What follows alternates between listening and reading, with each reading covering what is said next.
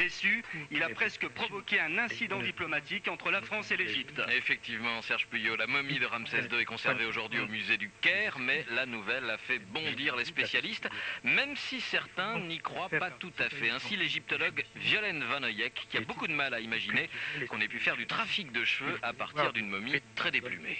Ce qui fait dire que ce serait quand même très étrange, c'est que on parle de mèches. Quand on regarde le crâne de Ramsès II, eh bien on se rend compte qu'en fait il a à l'arrière du crâne quelques cheveux qui lui restent, qui sont plutôt des duvets que des cheveux. Donc déjà pour constituer des mèches, ça paraît très étonnant, très difficile.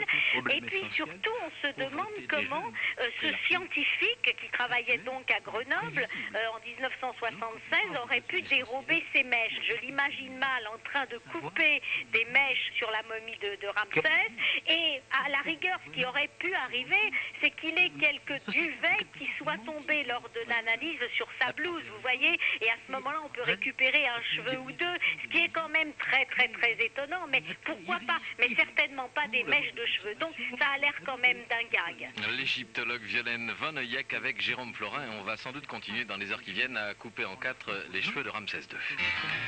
C'est le soir, pile poil 18h10.